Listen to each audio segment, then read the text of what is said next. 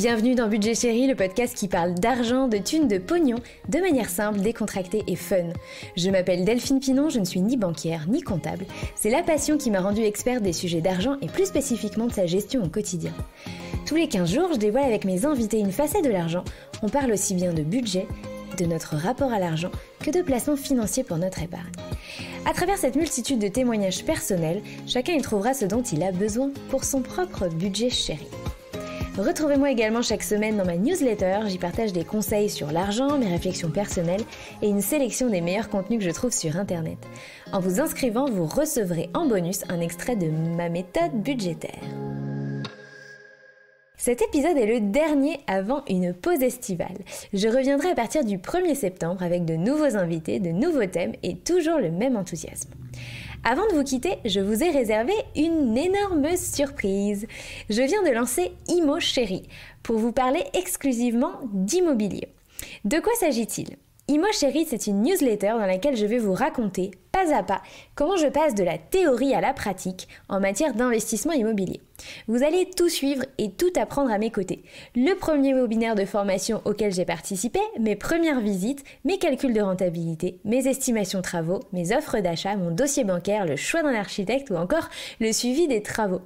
Je vous ferai vivre l'envers du décor tout en vous donnant mes conseils, ceux que j'ai appris d'autres investisseurs et ceux que j'ai appris sur le tard. Je suis débutante, certes, mais je me suis formée pendant 6 mois en visionnant plus de 200 heures de contenu de formation en ligne. J'ai vu du bon comme du moins bon. Du coup, j'en ai fait un guide, le guide des meilleurs contenus de formation en investissement immobilier. 25 pages de recommandations des meilleures vidéos et des meilleurs investisseurs formateurs en fonction des différentes stratégies qui existent. C'est un gain de temps monumental pour ceux qui veulent se lancer comme moi. Ce guide est en vente sur le site, le lien est en description. Mais vous pouvez aussi recevoir un extrait gratuit en vous inscrivant à la newsletter sur imo-chéri.com. Voilà pour Imo Chéri, ce guide et mes nouvelles aventures devraient vous occuper pendant les 6 semaines d'absence. Maintenant parlons de ce 30e et dernier épisode avant la pause estivale. J'avais envie de me faire ce plaisir de reprendre le micro en solo pour vous parler directement d'un sujet qui me tient à cœur, celui de mener la vie dont on rêve. Et notamment avec cette question, quel est le prix à payer pour pouvoir mener sa vie de rêve ? Franchement, ça fait un bien fou de se retrouver seul derrière le micro. Ceux qui me suivent dans la newsletter ont l'habitude que je partage mes réflexions personnelles avec eux, mais c'est vrai que depuis que j'ai décidé de ne faire que des épisodes avec des invités, je n'ai plus d'espace public pour m'exprimer seule sur mes réflexions du moment. Puisque vous allez avoir 6 semaines sans épisode et que j'aime bien vous faire réfléchir, j'avais envie d'aborder un sujet qui devrait vous occuper tout l'été, voire même au-delà. Alors de quoi parle-t-on ? L'argent n'est pas une fin en soi. Très peu d'individus d'ailleurs accumulent l'argent pour le simple fait de l'accumuler. L'argent est un moyen d'acquérir des biens, des services, des expériences, ça nous permet de nous loger, de nous nourrir, de nous habiller, de nous déplacer. Mais surtout l'argent nous permet de faire des projets dont le but est de nous rapprocher de notre idéal de vie. Bizarrement, notre idéal de vie coûte souvent plus cher que le train de vie qu'on a à l'heure actuelle. Ou alors, notre idéal de vie nécessite de subir un ajustement, souvent à la baisse, de nos revenus, au moins temporairement, et il faut pouvoir y faire face, il faut pouvoir s'y ajuster. C'est le cas quand on veut notamment quitter son job, changer de région, se reconvertir, reprendre des études ou par exemple lancer sa propre activité professionnelle. Dans tous les cas, on a besoin d'argent. Et l'homme n'a pour l'instant imaginé que 2 solutions à ce problème d'argent. Gagner plus ou dépenser moins. Dans les 2 cas, l'objectif étant de faire évidemment grossir ses réserves disponibles d'argent pour financer ce qui va nous permettre de concrétiser nos projets de vie. Jusque-là, rien de sorcier. Mais alors, mieux vaut-il gagner plus ou dépenser moins ? Y a-t-il un prix à payer pour augmenter ses revenus et lequel ? Y a-t-il un prix à payer pour réduire ses dépenses ? Lequel ? En somme, quel est le prix à payer pour pouvoir se payer la vie dont on rêve ? Parlons d'abord de cette fameuse vie de rêve. D'emblée, je voudrais tailler un costume à la vision marketing de la vie de rêve, celle qui consiste à vouloir une vie de luxe. Maison de luxe, voiture de luxe, fringues de luxe et pourquoi pas amant de luxe. C'est la vision du pauvre que dénonçait Laurent Chénaud dans l'épisode 24 en utilisant cette formule provocatrice. C'est la vie de rêve qu'on nous vend sur les réseaux sociaux et dans les espaces publicitaires. Cette vie de rêve va être très très très difficile à satisfaire parce que son principe, c'est de faire en sorte que nous en voulions toujours davantage. Au contraire, la vie de rêve dont je vous parle, c'est ce que moi je vais appeler le projet de vie. Je vais beaucoup utiliser ce terme pendant cet épisode, le projet de vie.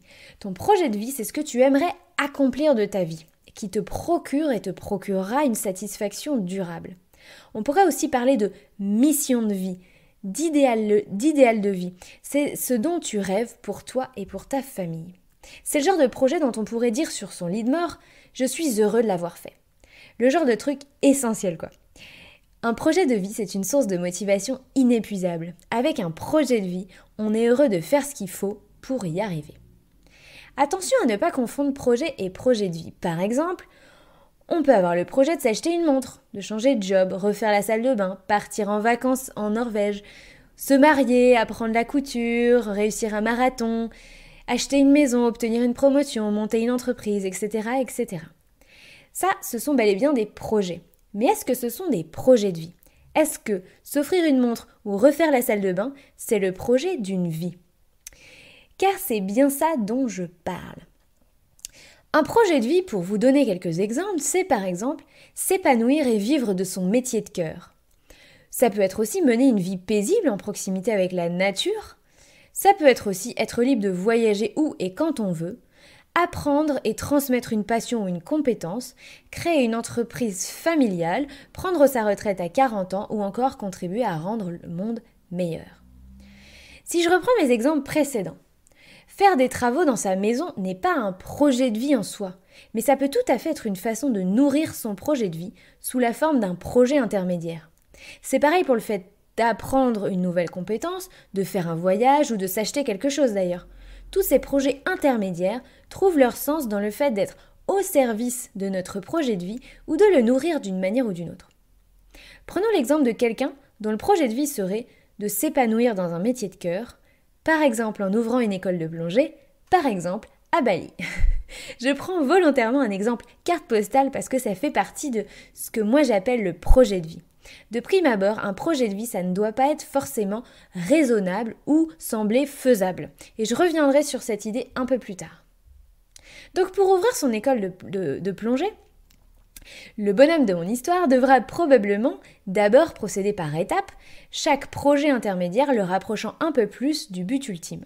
Par exemple, il pourra commencer par rembourser ses dettes, puis se constituer une réserve d'argent, d'abord pour se former, passer toutes les certifications nécessaires à la pratique à l'enseignement de la plongée, puis prévoir le déménagement, la création de la société et l'installation, notamment l'achat du matériel. Mais pour arriver là, il devra peut-être prendre un job supplémentaire, vendre la voiture, faire des travaux dans la maison pour mieux la vendre, déménager dans une région moins coûteuse, ou prendre un logement plus petit ou en location par exemple.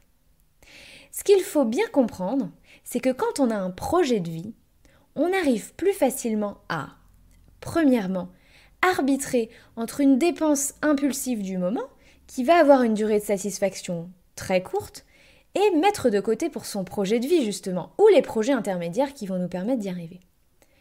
2. On arrive plus facilement à focaliser son attention sur les moyens d'y arriver plutôt que sur les obstacles. Et d'ailleurs, on s'inspire plus facilement des gens qui ont déjà réussi ce qu'on veut faire et pas de ceux qui vont nous mettre des bâtons dans les roues, qui ont peur de notre projet et qui se sont eux-mêmes renvoyés à leur propre incapacité à mener à bien leur projet de vie, si toutefois ils en ont un. Et troisièmement, avec un projet de vie, on arrive plus facilement à ne pas ressentir de privation. Dans ce cas-là, dans le cas où je vais réaliser mon projet de vie, peu m'importe de renoncer au confort de commander des pizzas presque tous les soirs, puisque je vais bientôt partir à Bali ouvrir mon école de plongée. Sans projet de vie, notre argent va et vient sur notre compte en banque sans but précis. Et sans but précis, à quoi ça sert d'épargner, à part pour se donner bonne conscience ? La plupart des gens n'ont pas de projet de vie. Et la raison la plus évidente à cela, c'est qu'on n'y pense pas. On est tellement nombreux à vivre notre vie en mode pilote automatique, on ne se pose même pas la question de ce qu'on aimerait accomplir pour nous-mêmes ou pour nos proches. Pour d'autres, l'absence de projet de vie, c'est aussi une question d'autocensure. J'en parlais tout à l'heure, nos rêves de vie semblent parfois inatteignable, impossible, infaisable. Et c'est super décourageant et c'est super inhibant. On s'empêche d'y penser, on s'empêche d'essayer d'y arriver, on s'empêche d'être heureux.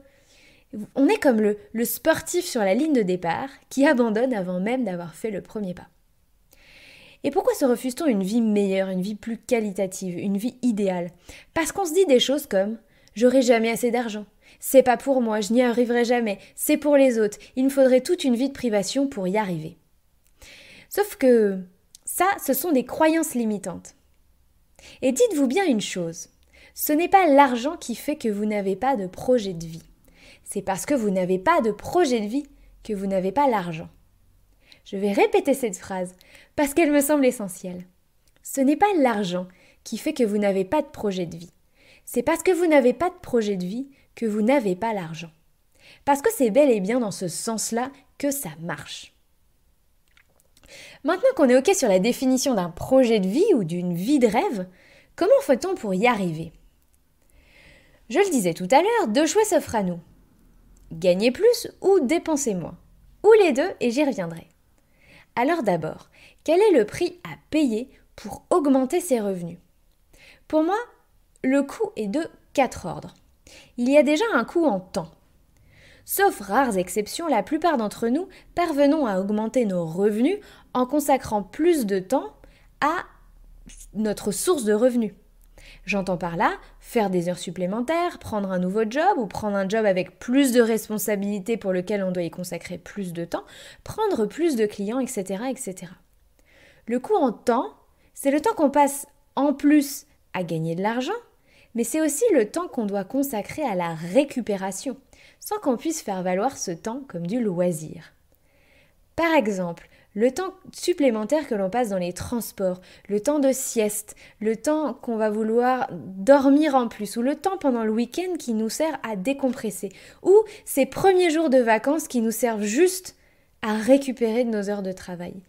Eh bien, tout ça, c'est aussi du temps qu'il faut compter et c'est aussi un prix à payer au fait de gagner plus. Deuxièmement, le deuxième coût qu'il y a au fait d'augmenter ses revenus, c'est un coût en énergie. Plus de temps consacré à gagner de l'argent, c'est aussi mon capital énergie qui diminue. L'énergie, tout comme le temps, est un actif épuisable. À la différence près que l'énergie, on en a de moins en moins avec le temps. Donc une partie de l'énergie qu'on épuise maintenant à essayer de gagner plus est partie à tout jamais et on ne pourra pas le récupérer. Le troisième coût est un coût en santé. Pour augmenter nos revenus, gagner plus, s'accompagne souvent d'un stress supplémentaire, de responsabilités supplémentaires, de moins de repos. Ce qui a un impact sur notre santé qui d'ailleurs n'est pas toujours perceptible et en tout cas difficilement mesurable. C'est une question qu'on connaît bien, notamment avec le phénomène de burn-out qui est décrit comme la maladie du XXIe siècle. Et enfin, le quatrième coût au fait de vouloir augmenter ses revenus, c'est un coût d'opportunité. C'est tout ce qu'on ne peut pas faire pendant le temps qu'on passe à essayer de gagner plus d'argent. Comme par exemple, faire des activités pour soi ou passer du temps avec les autres. Peut-on quantifier le coût lié à l'augmentation de ses revenus? Je me suis récemment livrée au calcul suivant. Pour avoir 100 € de plus dans ma poche chaque mois, il me faudrait augmenter mes revenus de 183 € par mois, dont 43 € que je vais donner aux impôts, sur la base d'une TMI, tranche marginale d'imposition à 30%, et 40 € de charges salariales. C'est simple, ça fait une prime de 2196 € que je vais devoir demander à mon patron et que évidemment je vais devoir justifier en valorisant mon travail, mes heures, mon investissement ou en travaillant un petit peu plus pour justifier cette prime ou cette demande d'augmentation et c'est le serpent qui se mord la queue.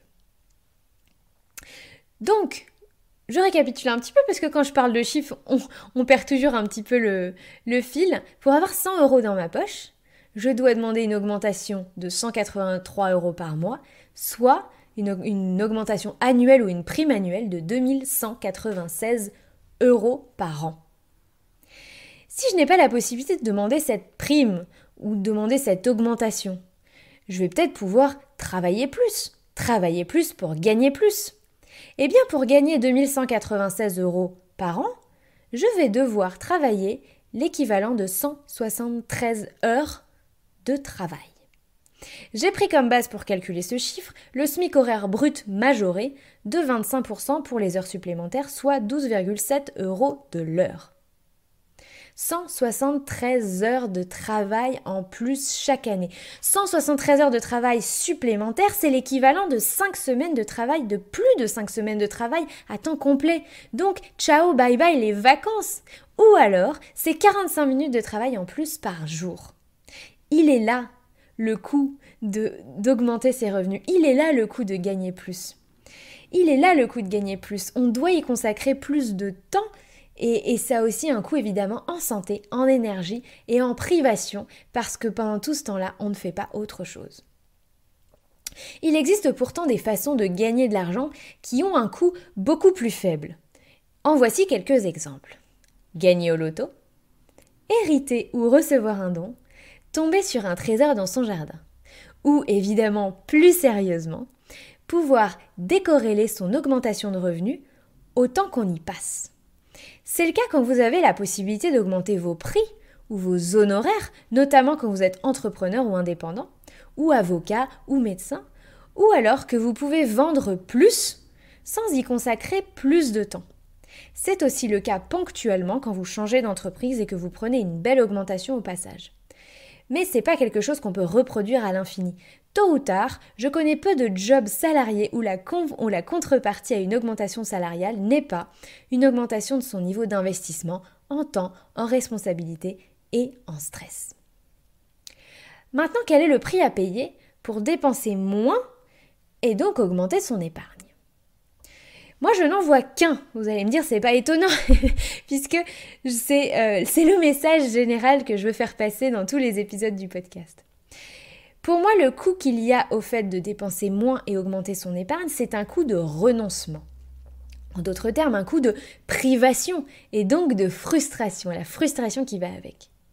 Je parle du renoncement au fait de faire une dépense maintenant et de devoir la différer dans le temps. Vous connaissez certainement cette théorie économique qui veut que nous agissions selon des biais cognitifs qui nous poussent à préférer jouir de quelque chose maintenant plutôt qu'en jouir plus tard, même si ça nous coûte moins cher ou que ça nous rapporterait plus d'en jouir plus tard. Par exemple, si je vous dis « Préfères-tu que je te donne 5 € maintenant ou 10 € dans un mois ?» Eh bien, la plupart des gens prendront leurs 5 € maintenant. Eh bien, dépenser moins, c'est renoncer exactement ça, c'est renoncer à faire une dépense maintenant pour économiser pour plus tard, dans le but éventuellement de faire une dépense plus tard pour un projet qui, elle, maximisera notre satisfaction. Beaucoup d'individus préfèrent encore maximiser leur satisfaction du moment en se persuadant que la vie est trop courte, qu'il faut se faire plaisir ou d'autres banalités qu'on entend et qui nous poussent juste purement et simplement à consommer des choses qui ont une durée de satisfaction extrêmement limitée. Ce que ça me coûte de devoir dépenser moins, c'est de gérer ma frustration en fait, de me confronter à ma peur de privation, notamment ma privation de plaisir et du fait de renoncer à l'image marketing que je me fais de ma vie rêvée. D'ailleurs, on a tendance à savoir très bien se focaliser sur ce qu'on aura en moins, sur ce à quoi on va devoir renoncer. Un resto en moins, une sortie ciné en moins, une petite robe en moins dans mon dressing, un abonnement téléfoot en moins, un paquet de clopes en moins. Ou alors, on se voit déjà, je ne sais pas, passer des vacances 5 étoiles aux vacances en camping en tente, devoir prendre des covoitureurs dans sa voiture pour rentabiliser le trajet, oh là là, ou louer une des chambres de sa maison pour arrondir les fins de mois. On ne voit que ce qu'on aura en moins, on ne voit que la perte. En somme, c'est le scénario catastrophe, celui dans lequel on se voit privé de tous les petits plaisirs du quotidien. Et pourtant, ce sont bel et bien des petits plaisirs. Petits comme éphémères, petits comme peu intenses, petits comme superficiels. Est-ce vraiment ces petits plaisirs-là que vous avez peur de perdre ? N'est-il pas possible, non seulement que vous ne perdiez finalement pas grand-chose, et surtout que vous découvriez au passage des sources de plaisir plus grandes et aussi inattendues. Il est souvent plus facile de voir ce qu'on va perdre que ce qu'on va gagner à dépenser moins. Comme dans tout investissement d'ailleurs, on voit bien ce qu'on va investir entre guillemets. Souvent d'ailleurs dans notre tête, ça ressemble plus à une dépense qu'un investissement. Et on a du mal à voir ce qu'on va y gagner in fine, à part beaucoup de risques. Certes, il y aura les économies qu'on va faire, mais il n'y a pas que ça comme avantage. Il y a d'abord le sentiment enfin de maîtriser son argent. Puis il y a la satisfaction d'avoir enfin une consommation plus en adéquation avec ses vraies envies et qui maximise son plaisir. Et enfin, la sérénité. C'est moins de stress financier. Sans oublier que faire des économies, c'est parfois consommer malin. Et là, je repense à ma discussion avec Pascal Poulain dans l'épisode 27 sur l'achat et la vente d'occasion. Faire des économies, c'est loin d'être le seul bénéfice au fait de consommer d'occasion ou de consommer malin. Il y a aussi le fait de consommer plus sûr, de consommer unique et de se laisser surprendre par des expériences et des rencontres inhabituelles. Par exemple, vous pourriez tout à fait tester pour vos prochaines vacances l'échange de maisons. C'est un moyen de partir en vacances qui est certes, économique, mais c'est pas le seul avantage parce que échanger sa maison, si c'était juste une question économique, on pourrait mettre sa maison sur Airbnb. Mais non, échanger sa maison, c'est une philosophie de l'échange, du partage, de la découverte qui est tout à fait singulière. Et qui sait si vous faites ça, une fois que vous aurez dépassé vos appréhensions qu'un parfait inconnu couche dans votre lit, vous trouverez peut-être que l'expérience vaut le coup d'être renouvelée. Le coût de renoncement n'est d'ailleurs pas le même en fonction des personnes, ni même pour une même personne en fonction des moments de sa vie. Normal, il est lié à nos croyances limitantes, et celles-ci sont personnelles et évoluent avec le temps. Ce sont ces croyances limitantes qui nous disent que le plaisir vient du fait de consommer, que moins consommer c'est se priver. Et ce sont aussi ces croyances limitantes qui mesurent notre valeur personnelle en tant qu'individu à notre niveau social et à notre niveau de consommation. Dépenser moins est un de ces nombreux changements qui nous plongent dans l'inconfort et soyons honnêtes, sortir de sa zone de confort n'est jamais simple. Mais d'une part, le chemin qui mène à sa vie de rêve est un processus qui nous amène à remplacer d'anciennes sources de satisfaction éphémères par des processus de satisfaction plus durables. D'autre part, quand il y a la bonne motivation, le bon projet de vie, il est beaucoup plus simple d'accepter le renoncement et la frustration inhérente à tout processus de changement. Et enfin, le plaisir se trouve aussi dans le chemin. Inutile donc de s'imposer des privations excessives pour réaliser son rêve le plus vite possible. Vous allez alors retomber dans le schéma de vie différé que décrit Laurent Chéneau dans l'épisode 24. En somme, et tu l'as bien compris, il est bien souvent plus simple de dépenser moins que de gagner plus. Mais on cherche souvent à faire le contraire, bien que le coût de gagner plus soit souvent beaucoup plus élevé. C'est la fameuse rat race. Imaginez un rat ou un hamster qui court dans sa petite roue sans s'arrêter et sans se rendre compte que ça ne le mène nulle part. Eh bien, nous aussi, nous courons après toujours plus d'argent pour satisfaire des besoins qui sont toujours de plus en plus importants sans pour autant trouver plus de satisfaction. Pourquoi ? Parce que le coût que nous payons est souvent bien trop élevé. Nous courons après des augmentations, des salaires plus élevés, comme le hamster dans sa cage, et nous nous rendons même plus compte du coût que nous avons à payer pour ça. Pour sortir de la rat race et atteindre le Graal, il faudrait donc parvenir à dépenser moins et aussi à gagner plus, mais sans pour autant en payer le coût faramineux que j'ai décrit. Ainsi, on jouerait sur les deux tableaux et là ce serait le jackpot, les avantages sans les inconvénients. Je terminerai donc cet épisode en te disant ceci. Tu peux réaliser tous tes rêves de vie, même les plus fous, peu importe ton milieu social, peu importe ton niveau de revenu, si tu arrives à minimiser le prix à payer pour cela, en acceptant de dépenser moins et en trouvant des façons intelligentes de gagner plus. Si tu as compris ça, tu as déjà fait 50% du chemin.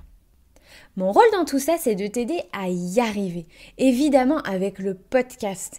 Certes, il va s'arrêter pour l'été, mais tu peux te réécouter tous les premiers épisodes et puis on se retrouve bientôt. Sache que j'ai créé une méthode budgétaire pour t'aider à aller plus vite. À aller plus vite pour économiser, à aller plus vite pour remettre de l'ordre dans tes finances et à aller plus vite pour te poser les bonnes questions. Cette méthode est en vente à 25 € sur le site. C'est un investissement, ça n'est pas une dépense.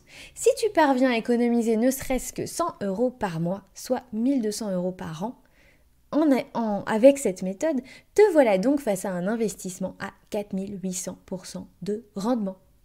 Tu en connais beaucoup, toi, des investissements aussi lucratifs, des investissements qui déjà dépassent les 2 ou les 3 chiffres de rendement, mais là on est à 4 chiffres de rendement annuel.